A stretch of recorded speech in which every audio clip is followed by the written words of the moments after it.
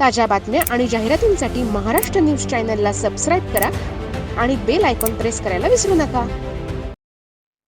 प्रभाग 23 मध्ये विकासाची गंगा अविरत सुरू राहणार असल्याची भावना मतदारांकडून प्रचार दौऱ्यादरम्यान ठिकठिकाणी व्यक्त होत आहे। गेल्या 30 वर्षांमध्ये प्रभाग 23 डीजीपी नगर भारतीय जनता पार्टीच्या वतीने निवडून आलेल्या उमेदवारांनी या भागात अनेक मोठी विकास कामे केली असून त्या माध्यमातून परिसराचा कायापालट होताना दिसून येत आहे।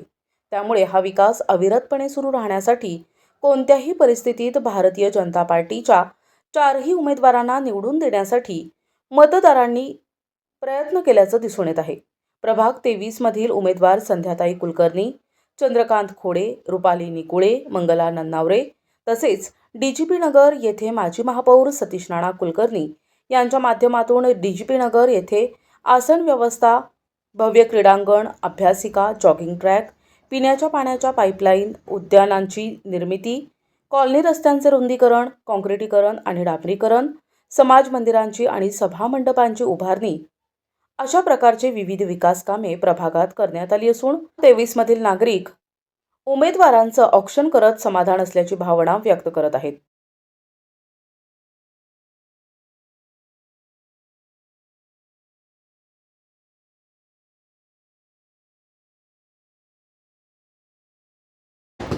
अतिशय उत्स्फूर्त असा प्रतिसाद प्रभाग क्रमांक 23 मधील सगळ्या नागरिकांचा आहे आणि आज आमच्या सगळ्यांचं असं म्हणता येईल की माहेर असल्या डीजीपी नगरमध्ये ज्यांनी 5-5 वर्ष नानांना, चंदू नानांना आणि आपल्या भारतीय जनता पार्टीच्या सर्व उमेदवारांना साथ दिली आहे, त्या डीजीपी नगरमध्ये आज आम्ही आमचा प्रचार दौरा करतो आहे आणि मन भरून यावं इतका उत्स्फूर्त प्रतिसाद सगळ्या मायमाऊलींचा, सगळ्या नागरिकांचा, सगळ्या युवकांचा मिळतो आहे।